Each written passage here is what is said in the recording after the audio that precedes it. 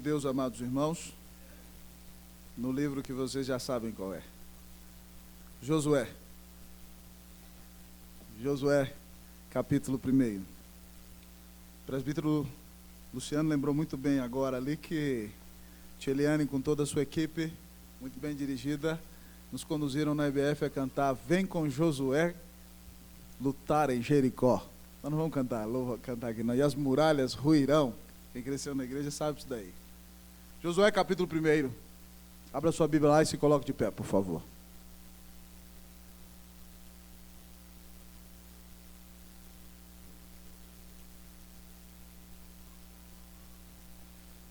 Nós faremos a leitura de um só versículo nessa noite, amados irmãos. Josué capítulo 1, versículo 8. Josué capítulo 1, versículo 8. Eu lerei primeira vez, a igreja segunda vez e todos leremos pela terceira vez. Josué capítulo 1, versículo 8. Todos que encontraram, digam, achei. Bom demais. Diz assim a palavra de Deus. Não cesses de falar deste livro da lei. Antes medita nele dia e noite, para que tenhas cuidado de fazer segundo tudo quanto nele está escrito. Então farás prosperar o teu caminho e serás bem-sucedido. A igreja.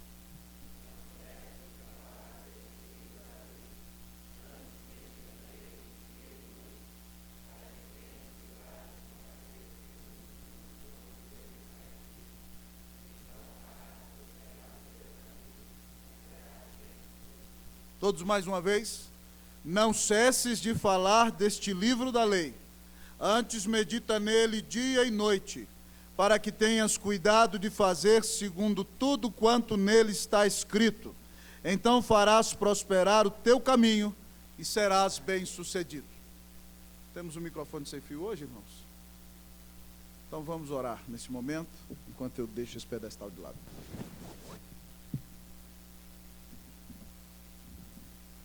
Oremos ao Senhor. Pai, nós estamos aqui para exaltar o nome do Teu Filho Jesus Cristo. Por causa de quem Ele é e por causa de tudo aquilo que Ele fez por nós, para nos conquistar uma salvação tão grandiosa. Deus, nós te agradecemos porque por causa desta obra nós temos livre acesso à sala do trono. E podemos entrar confiadamente, certos de que já estamos a alcançar graça e misericórdia para a ocasião oportuna.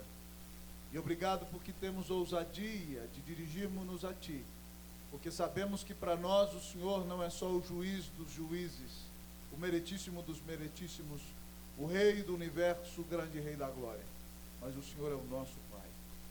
Nós te agradecemos, Deus, porque ainda que tenhamos reverência e temor diante de Tua santa grandeza, nos sentimos à vontade com o Senhor, porque somos amados, porque somos perdoados, porque somos filhos comprados pela obra de Jesus. Ó Pai, por causa da vitória do Cordeiro, nesta noite eu te peço que o Senhor alimente o coração deste rebanho. Deus, essas ovelhas vieram aqui porque precisam de pão, porque precisam de alimento. E o alimento vem do Senhor e da Tua palavra.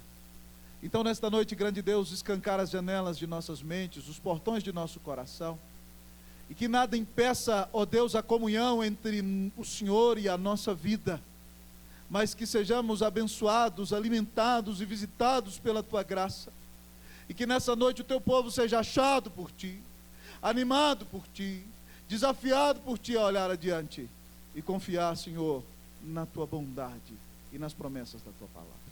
Fala o nosso coração nessa noite, Senhor.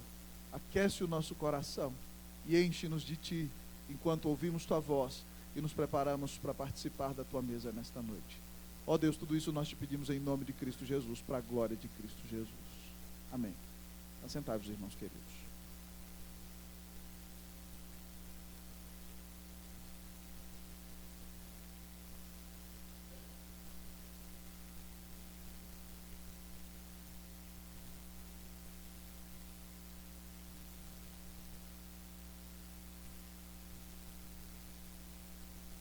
Esperar que todos se acalmem para começar.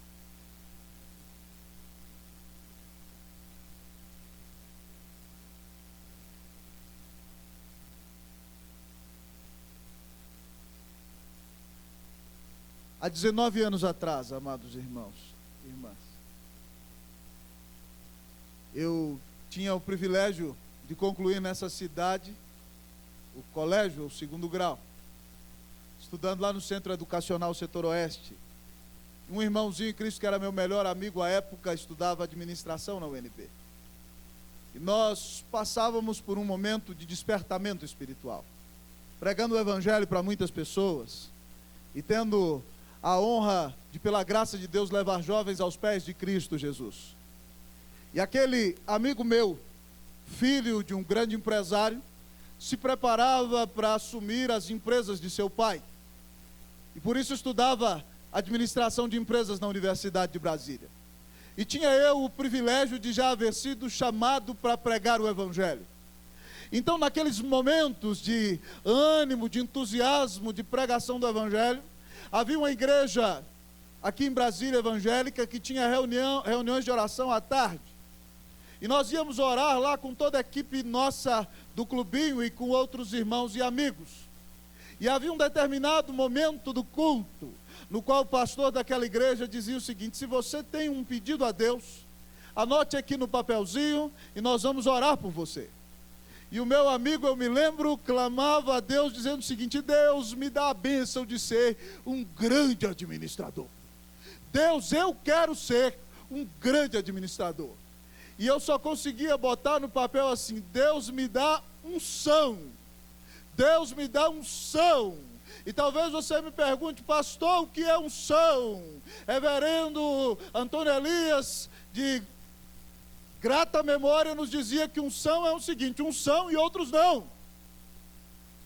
E eu dizia: Deus me dá unção.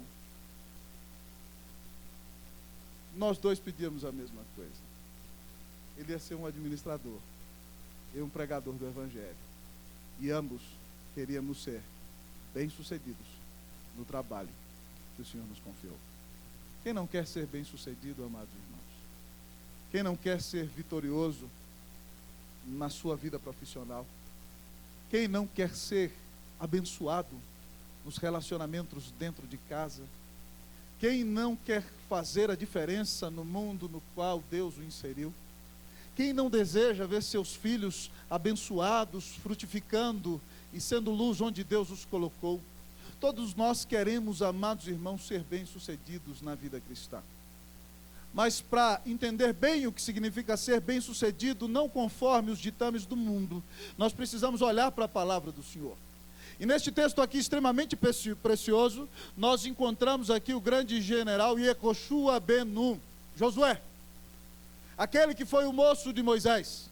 Moisés, um dos maiores estadistas da história da humanidade, um homem que conduz 2 milhões de pessoas durante 40 anos no deserto. Você nunca ouviu falar de alguém que tenha realizado tal façanha? E é única exclusivamente por causa da presença de Deus na vida dele. E esse jovem Josué serve a Moisés desde que ele tem 40 anos. E agora ele tem 80.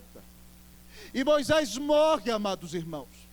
Porque nós precisamos entender que ainda que existam grandes homens de Deus, um dia eles vão passar. Só o Senhor permanece eternamente, amém. Toda glória seja dada a Ele. E Moisés então morre, e agora Josué tem diante de si a responsabilidade de ser o general de uma nação de 2 milhões de habitantes, que tem que desapossar mais de 30 reis, e destruir mais de 30 exércitos. E o texto não deixa tão claro, mas a ideia do contexto é que provavelmente o coração de Josué está um tanto quanto assustado. E Deus, neste capítulo precioso da palavra de Deus, diz para ele: Moisés morreu, você não pode mais se afirmar em Moisés, Josué. Levanta-te, pois, e faz esse povo herdar a terra. E Deus faz promessas maravilhosas para ele e cumpre todas elas. Você vai ver isso ao final do livro. Mas é impressionante que o Senhor diz a ele 3 vezes neste capítulo: seja forte e corajoso. Seja forte e corajoso. Seja forte e corajoso. Deus diz a ele que deve ser forte e corajoso para dar herança ao povo, para conquistar a terra. Deus diz a ele que deve ser forte e corajoso porque o Senhor estará com ele a todo instante. Mas Deus diz a ele, amados irmãos, que ele precisa ser forte e corajoso, pois o cerne da sua missão está nisso. O segredo da sua vitória está no que ele tem que fazer. Por isso ele deve ser forte e corajoso para cumprir a palavra de Deus. Pois Josué só terá vitória, só conquistará grandes batalhas, só derrotará os seus inimigos à medida em que ele estiver comprometido com a palavra do Senhor. Portanto, amados irmãos, ao olhar para este precioso texto nesta noite, o Senhor disse para Josué que o coração do seu sucesso e da sua vitória está no seu compromisso com a palavra de Deus. E se você é cristão e está aqui nesta noite e quer fazer diferença no mundo que o Senhor te inseriu, se você está aqui nessa noite e entende que você não pode passar desapercebido no que diz respeito à pregação do Evangelho, se você olha para esse país e percebe uma situação sem precedentes como há na história desta nação, dias nos quais políticos e governantes querem defender uma família alternativa, dias nos quais onde mulheres querem ser homens e homens querem ser mulheres, dias nos quais onde a família está sendo assaltada, dias nos quais onde os cristãos são perseguidos, dias nos quais onde o Estado quer dizer o que você tem que fazer dentro da sua casa. E se você não se levantar com firmeza, comprometido com a palavra de Deus, as coisas não serão como eram nos dias de outrora. Se nós queremos ser bem-sucedidos como cristãos e como igreja nos dias de hoje, amados irmãos, nós temos que ter um compromisso sincero com a palavra de Deus. E ao olhar para este texto nesta noite, o Senhor nos revela como ser bem-sucedido na vida cristã. Como ser bem-sucedido na vida cristã. A promessa que Deus faz a Josué no final do versículo é: então farás prosperar o teu caminho e serás bem-sucedido. Como ser bem-sucedido na vida cristã? Um pouquinho mais de retorno, Miqueias, por favor, e um pouquinho mais de grave. Como ser bem-sucedido na vida cristã? Em primeiro lugar, fale a palavra de Deus. Vamos repetir comigo, vamos lá?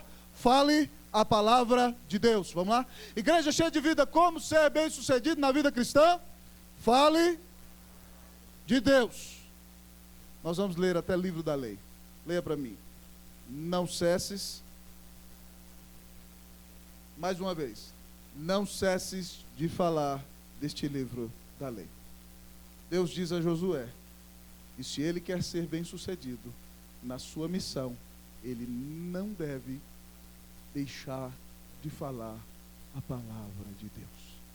Ele não deve deixar de anunciar a mensagem revelada pelo Senhor no livro da lei, que é o Pentateuco que Moisés escreveu. Mas para nós isso se aplica a toda a palavra de Deus. Se você quer ser bem-sucedido na vida cristã, se você quer ser uma bênção no lugar no qual onde Deus te inseriu, se você quer fazer a diferença no seu tempo, você tem que ser uma pessoa comprometida em abrir a sua boca e falar a palavra de Deus. A ideia deste verbo falar aqui no hebraico é justamente abra a boca. Use a boca para expressar aquilo que Deus revelou para o seu povo. Como ser bem-sucedido na vida cristã? Fale a palavra de Deus. Irmãos, é por isso que nós precisamos pregar o Evangelho. Muitas vezes, irmão, você está preocupado no seu lar que a fé do seu filho está diminuindo. E você só se preocupa em trazê-lo na igreja uma vez por semana. E se brincar somente no culto à noite. Porque de manhã cedo é difícil para você acordar. O que é isso, pastor? Esse negócio de dia do Senhor já acabou para mim. Eu trabalho duro durante a semana. Como é que eu vou vir domingo de manhã na igreja? Não é assim que você fala? E aí então você traz o seu filho uma vez por semana à noite na igreja. E você quer que ele seja um cristão exemplar. Como é que o seu filho vai ser um cristão exemplar se você não fala para ele a palavra de Deus? Ou muitas vezes muitos pais trazem seus filhos, tia Eliane que o diga, e quase numa atitude de desespero levam lá no departamento infantil e dizem: toma, eu não aguento mais. Parece que o momento de vir à igreja é para se livrar do filho. E Deus fez de você pai, mãe, discipulador do seu filho. E se você quer que o seu filho seja uma bênção nos dias de hoje, você precisa falar para ele a palavra de Deus. Se você quer ter uma família abençoada, você precisa falar a palavra de Deus. Você precisa estudar a palavra de Deus. Você precisa invocar a bênção de Deus sobre o seu lar. Você precisa conduzir a sua casa pelos princípios da revelação de Deus nas Santas Escrituras. Se nós queremos ser abençoados e bem-sucedidos na vida cristã, amados irmãos, nós temos que ser comprometidos em não falar o que o mundo diz, não falar aquilo que vem na nossa cabeça, não falar aquilo que a natureza pecaminosa nos manda falar, mas falar aquilo que Deus revela na sua palavra, pois a fé vem pela pregação, e a pregação pela palavra de Cristo. Você está comprometido em falar a palavra de Deus, amado irmão? Essa semana o Davi perguntou para mim, está aqui: papai, quem são os seus heróis? Eu falei: Jesus, não tem outro. Não, papai, tirando a trindade, né? Foi até teológico comigo, tirando a trindade, quem são os seus heróis? Falei: os heróis da fé, a galeria lá de Hebreus 11, Paulo, os apóstolos. Não, papai, tirando esses. Aí eu comecei a falar para ele: João Calvino, George Whitefield, Charles Spurgeon, Moody, e fui falando com ele: não, papai, não estou falando disso não, estou falando dos outros. Eu falei: não, esses outros seus aí nem existem. Mas um dos grandes heróis da fé que eu admiro na história da igreja, amados irmãos, é George Whitefield. George Whitefield foi um jovem pregador, usado por Deus na Inglaterra no século XVIII. A situação da Inglaterra era a seguinte: uma de cada 6 casas era um prostíbulo em Londres.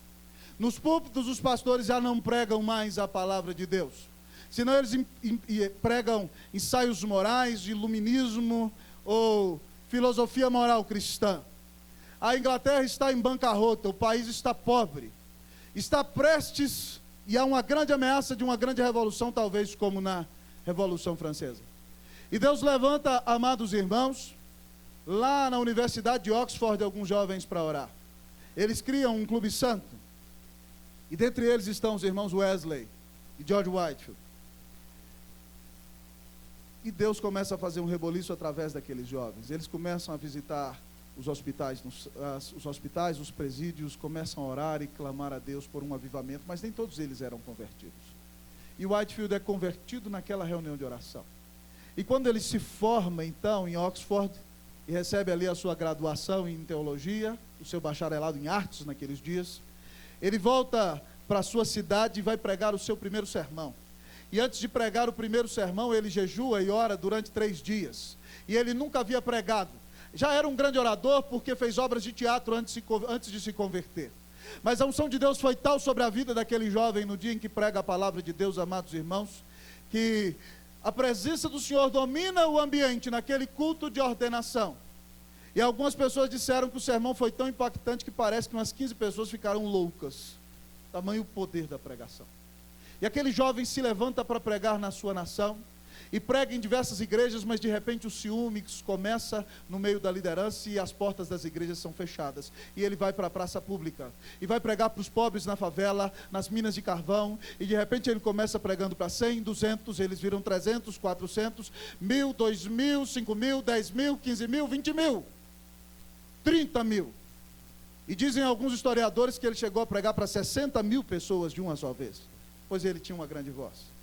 E esse moço viaja para a América e prega, amados irmãos, muitas vezes, e Benjamin Franklin, aquele cidadão da nota de $100, que era um agnóstico, corria para ouvir George Whitefield pregar, e ele dizia: eu não creio, mas eu gosto de vê-lo arder, enquanto prega a palavra de Deus. Certa vez Whitefield prega, amados irmãos, na cidade da Filadélfia, que tinha 15.000 habitantes, e naquele dia na cidade da Filadélfia ele prega para 23.000 pessoas. E Deus usa aquele moço para trazer um grande avivamento às colônias inglesas da América. E dizem alguns historiadores que as colônias inglesas se uniram através da pregação de George Whitefield. E por isso existem Estados Unidos da América. Ele foi o grande personagem usado por Deus para um grande avivamento naquele lugar, junto com Jonathan Edwards. E também na Inglaterra. E Whitefield amava pregar a palavra de Deus. Pregava até 5 vezes por dia. Viajava milhares de quilômetros no lombo de cavalo. Nas viagens da Inglaterra para a América, ele ficou 4 anos pelo menos no mar. pregou no país de Gales, pregou na Escócia, pregou em outros países, passou em Portugal. E onde aquele moço abria a boca para pregar, amados irmãos, a unção era tão grande na vida dele, que Deus fazia uma revolução. Eu ganhei um livro sobre a vida de George Whitefield. Eu acho que o Edielton sabia que eu gostava muito, e mês passado foi meu aniversário, ele me deu o Zelo Evangelístico de George Whitefield. E eu, na pós-graduação, escrevi uma pequena biografia dele. E há uma história, duas histórias da vida de Whitefield que me impactam bastante para você entender o que é o poder de falar a palavra de Deus. Whitefield, certa vez, pregava na Filadélfia e ele era muito famoso. E havia um grupo de beberrões e bêbados. Ele pregava na praça pública. E dentro daquele grupo de bêbados havia um imitador. Sempre há um imitador, né? Aquele que gosta de zombar da cara dos outros e imitar todo mundo. E havia um imitador no meio deles. E aí, de repente, eles disseram: imita o Whitefield. E ele disse: não, como eu vou imitar o reverendo? Não, imita o Whitefield. Não, eu não vou imitar. E o Whitefield era meio vesgo e pregava levantando as mãos assim, com muito fervor. Ele imita. E de repente, aquele homem se levanta e olha para eles e diz o seguinte: em verdade vos digo, eis que não minto, se não vos arrependerdes, todos vós igualmente perecereis. O impacto foi tão grande, amados irmãos. A consciência de pecado foi tão grande que aqueles homens nunca mais se juntaram para beber em toda a vida deles. Outra vez um homem chamado Thorpe, na Inglaterra, que depois se tornou pregador do Evangelho, zombava de Whitefield. E a grande mensagem que esses homens pregavam naquela época era a seguinte: vocês devem nascer de novo. E aí então, para um grupo de pessoas, ele se levanta e geme lá na alma e diz: oh, para imitar o pregador. Há alguns que vivem me imitando aí, a esperança de conversão para vocês, viu? E ele se levanta e diz o seguinte, aquele homem ímpio zombando do pregador, e ele olha para os seus amigos e diz: oh, vos é necessário nascer de novo. E naquele momento, o Espírito Santo cai com graça sobre a vida daquele homem, que se ajoelha, confessando os seus pecados ao Senhor, e é convertido a Deus, exatamente naquela ocasião. Preste atenção, querido. Esse livro que você tem na mão é abençoadamente perigoso. Essa palavra que você tem na mão disse um dia haja luz e a luz veio existir. Essa palavra tem o poder de ressuscitar mortos.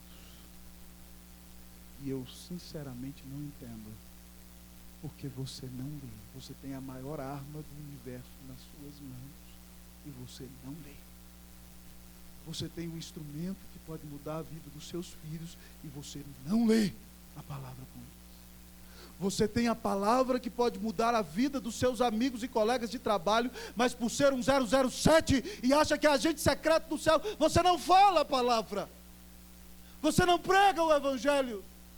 Irmão, você tem na sua mão a maior de todas as notícias, mas muitas vezes porque quer ser amigo do mundo, quer a paz de todos, você não abre a palavra e não diz ao pecador que Deus o amou tanto a ponto de cravar seu filho numa cruz, para que essa vida seja transformada, para que haja comunhão com Deus, para que a alma seja reconciliada, perdoada, restaurada na presença de Jesus.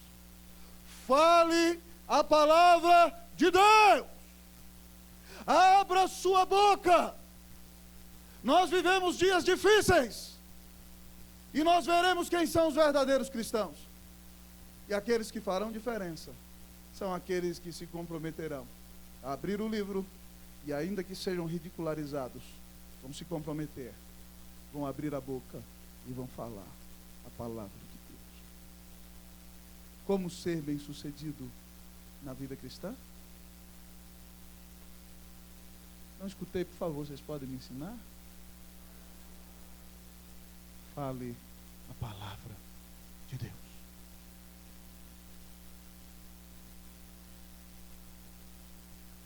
Mas a nossa pergunta continua a perscrutar-nos nesta noite. Como ser bem-sucedido na vida cristã? Fale a palavra de Deus. Mas em segundo lugar, estude a palavra de Deus. Como ser bem-sucedido na vida cristã? Estude a palavra de Deus. Perguntem para mim, pastor, como ser bem-sucedido na vida cristã? Vai lá, pergunta para mim. Pastor, como ser bem-sucedido na... Estude a palavra de Deus, crente abençoado. Vamos ler aqui, você vai ler para mim o versículo até a palavra noite. 1, 2, 3, pode ler.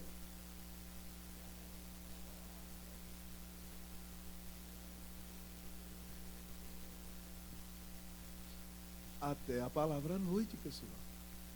Antes medita nele de dia e de noite. A palavra usada para meditar aqui, amados irmãos, é muito interessante. Aí você vai falar, uai, pastor, a Bíblia autoriza aquele negócio assim de meditação transcendental. Em que o cidadão bota na cabeça que ele pensa que não está pensando nada, não é verdade? Agora eu não estou pensando nada. E ao dizer que não está pensando nada, ele está pensando que não está pensando nada. Mas ele, Não é disso que as Escrituras falam. Algo muito respeitado e amado em toda a história da igreja cristã é algo que sempre foi chamado de meditação espiritual. E essa meditação é a meditação na Bíblia, amados irmãos. E o verbo hebraico usado para meditar aqui, literalmente significa resmungar, significa ruminar, significa remoer. Essa é a ideia. Você estuda a palavra de Deus, você tem o seu momento devocional, você vem para a escola dominical, você escuta o sermão do culto à noite, você lê bons livros de teologia e você guarda a palavra no coração. E de repente então você vai meditando, você vai ruminando, você vai rosnando, essa é a ideia da palavra. Você vai resmungando a palavra de Deus na sua vida. E de repente então você está no trânsito e você precisa chegar rápido. E aí o cara te dá uma fechada e você diz, que Deus te abençoe, que o Senhor te abençoe e te guarde, que o Senhor faça resplandecer o seu rosto sobre ti e de ti tenha misericórdia, que o Senhor sobre ti levante o rosto e te dê a paz. E ainda cita a referência, número 6, 22 a 26. Não é assim que você faz? É assim, seu dono? Amados irmãos, nós temos que meditar nas Escrituras e mantê-las sempre em nosso coração e mantê-las sempre em nossa mente. É isso que Moisés diz em Deuteronômio 6, quando diz que nós deveríamos colocar a palavra como frontal em nossos olhos. Os judeus entenderam errado, muito literalista, eles colocavam os mandamentos dentro de uma caixinha, e aí eles amarravam na testa, e você via aquele cidadão andando com a caixinha amarrada na testa, ou nos braços, nas mãos, e aí eles achavam que a palavra era por frontal entre os olhos, mas eles não viviam nada do que a palavra dizia. Ter a palavra como frontal entre os olhos significa ser literalmente dirigido pela palavra. Ter a palavra atada às mãos significa que as minhas obras são conduzidas pela palavra de Deus. Meus amados irmãos, nós precisamos encher o coração da Escritura. Nós precisamos guardar a palavra no coração para não pecar contra Deus. Nós precisamos meditar nelas a cada instante para ser bênção neste mundo e para fazer a diferença. A palavra tem resultados maravilhosos para a nossa alma. O Salmo 19, que é o Salmo da Revelação, que nos mostra que os primeiros pregadores da história foram os céus e a terra. Na sua metade em diante ele continua a dizer de maneira tão linda e preciosa: a lei do Senhor é perfeita e restaura a alma. O testemunho do Senhor é fiel e dá sabedoria aos simples. Os preceitos do Senhor são retos e alegram o coração. O mandamento do Senhor é puro e ilumina os olhos. O temor do Senhor é límpido e permanece para sempre. Os juízos do Senhor são verdadeiros, são todos igualmente justos. São mais desejáveis do que o ouro, muito mais do que muito ouro depurado. São mais doces do que o mel e o destilar dos favos. Além disso, por eles se admoesta o teu servo em os guardar a grande recompensa. Meditar nas Escrituras, estudar as Escrituras, traz dos céus para a nossa vida as maiores, as melhores e as mais preciosas de todas as bênçãos. É por isso que nós temos que ser um povo que enche o coração com a palavra, que enche a mente com a palavra, que enche a vida com a palavra. É por isso que não dá para ser crente sem ler a palavra. É por isso que eu não entendo um cristão que não lê a sua Bíblia todos os dias. Porque para resistir o diabo, para resistir o pecado, para resistir o inferno, para resistir todas as propostas malignas contra a sua vida nos dias de hoje, você precisa ser um cristão cheio da palavra. Estude a palavra, leia a palavra, medite na palavra, guarde-a no coração para vencer o pecado. Mas sabe qual é a razão principal para estudar a palavra? Porque a palavra nos apresenta a pessoa mais gloriosa, mais bela e mais importante da história da humanidade. Jesus, combatendo com os fariseus no Evangelho de João, capítulo 5, diz o seguinte: examinais as Escrituras, porque julgais ter nelas a vida eterna. Ele diz: vocês estão certos, vocês estão buscando a Bíblia porque vocês querem vida eterna. Examinais as Escrituras, porque julgais ter nelas a vida eterna, e são elas mesmas que testificam de mim. Contudo, não quereis vir a mim para terdes vida.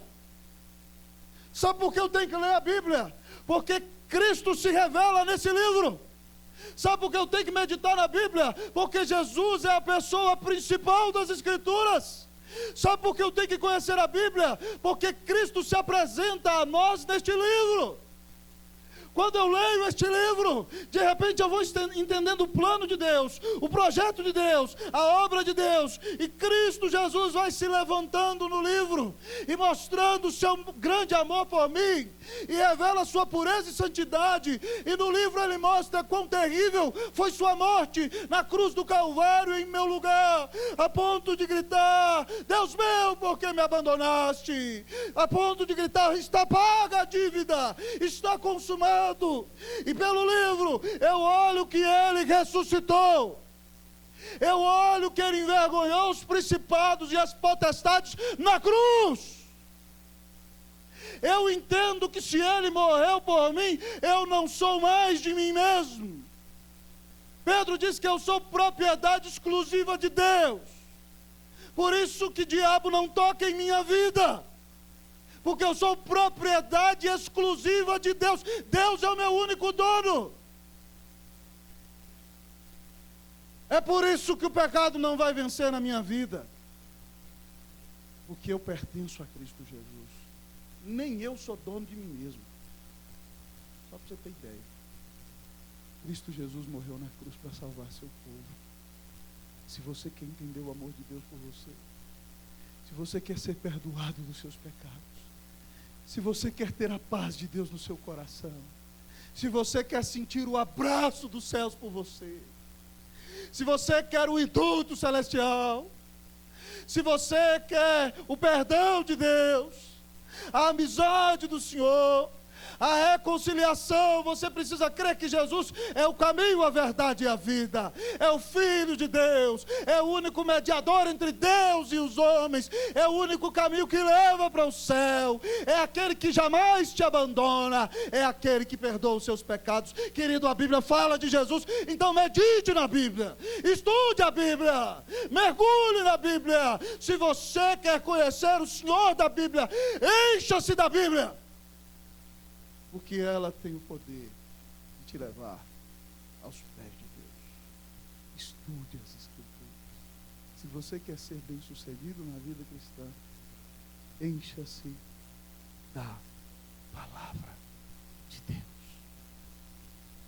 O lema dos reformadores, sola Escritura, mudou a história da humanidade. Lutero encara o imperador do Império Romano Germânico, Carlos V, encara o Papa, encara o mundo, e é usado para mudar a história, quando ele diz que a palavra de Deus é que tem autoridade sobre a igreja, sobre o crente e sobre o nosso coração. Encha-se da palavra de Deus. Você só vai fazer diferença nesse mundo cristão se você estudar a Escritura. Que se diga de você o que Charles Spurgeon dizia de John Bunyan, o autor do livro O Peregrino, o segundo livro mais lido da história da humanidade. Spurgeon dizia que se você cortasse Bunyan em qualquer lugar, não saía da veia dele sangue, saía a Bíblia. O que corria nas veias dele era a biblina. Que nós sejamos conhecidos como os Bíblias, amém, amados irmãos? Que nós sejamos conhecidos como um povo cheio da palavra de Deus, amém? Que aquele que lá no seu trabalho precisar de consolo possa recorrer a você e que ele saiba que da sua boca vão sair palavras de vida, porque você é um cristão cheio da palavra de Deus. Encha-se da palavra de Deus, medite na palavra de Deus e você será bem sucedido na sua vida cristã. E talvez você me pergunte: e agora, pastor, o que mais devo eu fazer para ser bem sucedido na minha vida cristã? Em primeiro lugar, diz o texto, fale a palavra de Deus. Em segundo lugar, estude a palavra de Deus. Em terceiro lugar, viva a palavra de Deus. Viva a palavra de Deus. Diga aí para o seu irmão, fala para ele: viva a palavra de Deus. Para o irmão do outro lado, fala: viva a palavra de Deus. Se não tiver irmão atrás, fala para o da frente, fala: viva a palavra de Deus. Fala para ele: viva a palavra de Deus. Podemos dar vivas à palavra de Deus, mas que você viva a palavra de Deus em nome de Jesus. Vamos ler o versículo todo, amados irmãos? Todo o versículo, leamos. Não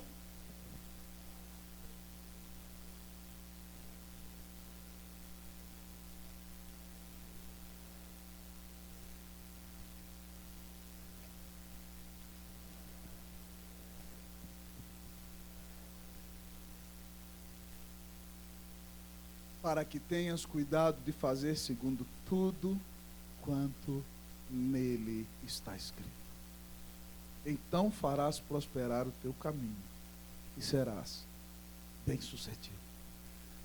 Mas pastor, eu já estou bem, eu já estou obedecendo o mandamento de vir à igreja no domingo, eu já estou vindo domingo de manhã, o senhor ainda quer que eu venha na quarta-feira, o Luciano ainda fica avisando no louvor que tem culto quarta. Não é demais não esse negócio.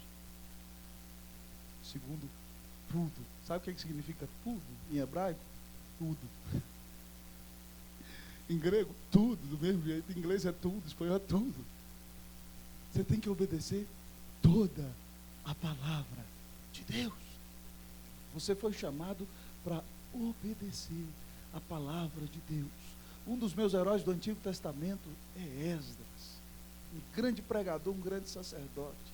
E a Bíblia diz lá em Esdras 7:10 que Esdras preparou o seu coração, dispôs o seu coração para inquirir a lei do Senhor, para cumpri-la e para ensinar a Israel os seus estatutos e decretos.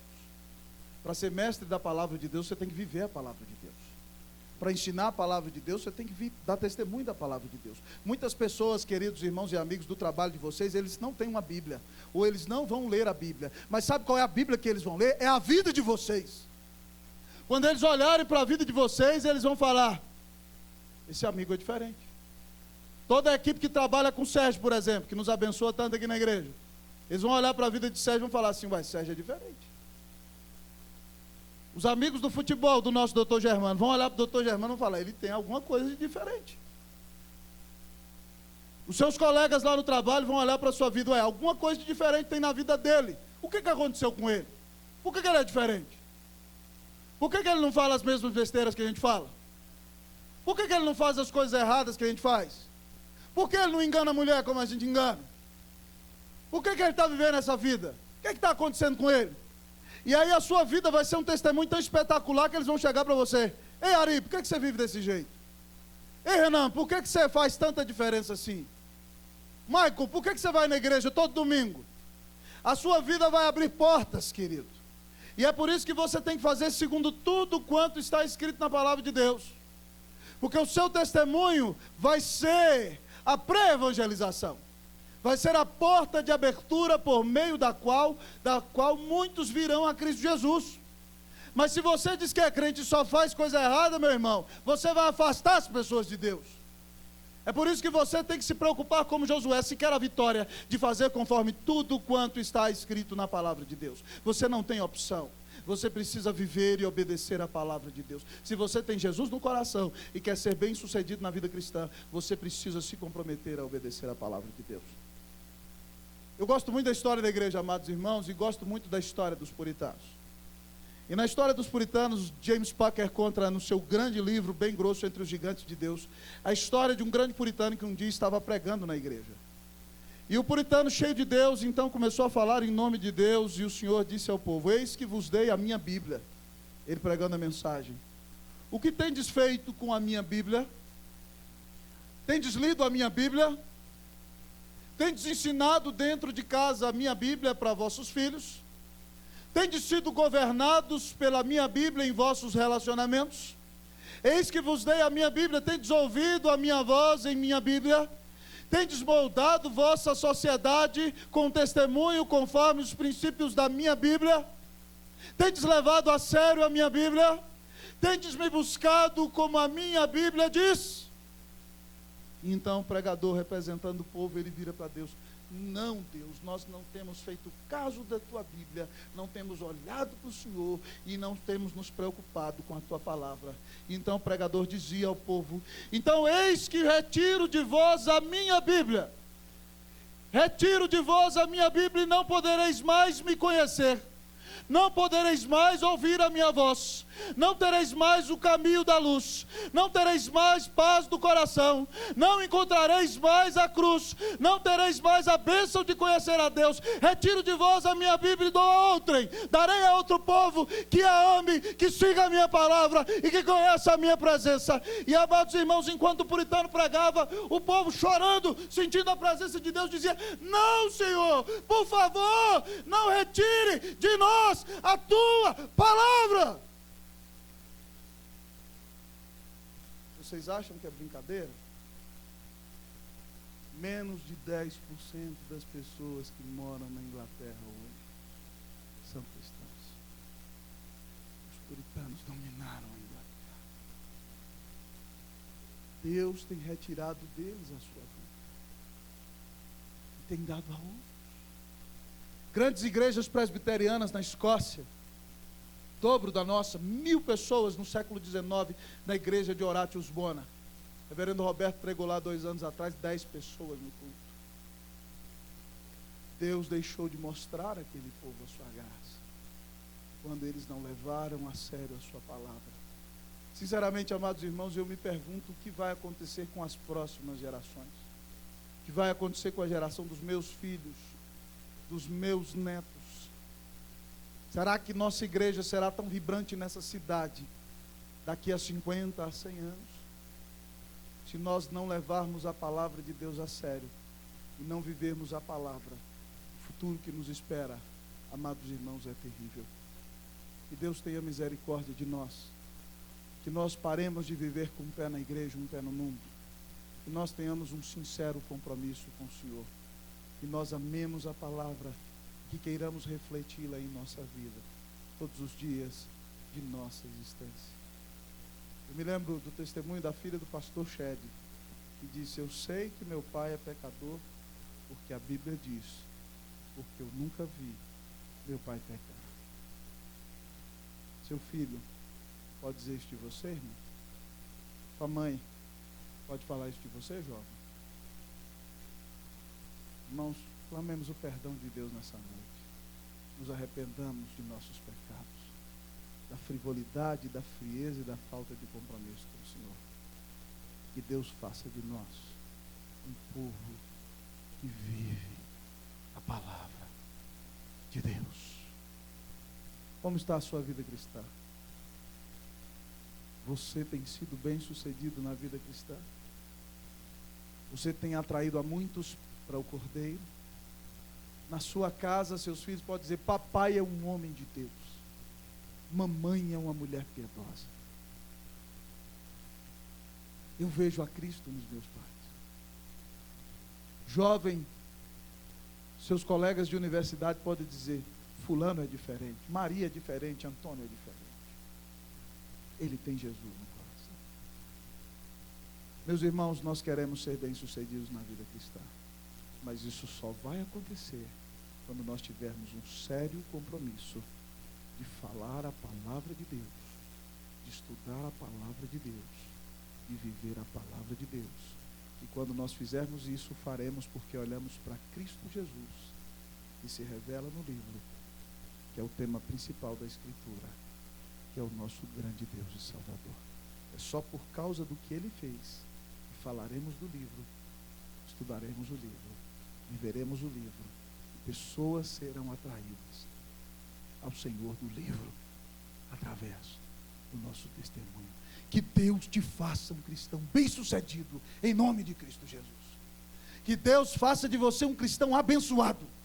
Que você seja um agente revelado dos céus. Que você faça diferença nos seus dias. Que seus filhos vivam aos pés da cruz. Que seus vizinhos conheçam o Salvador. Que a bênção de Deus esteja em você. E que onde você passar, o perfume de Cristo seja exalado. Que você seja bem-sucedido na vida cristã. Em nome de Cristo Jesus. Para a glória de Cristo Jesus.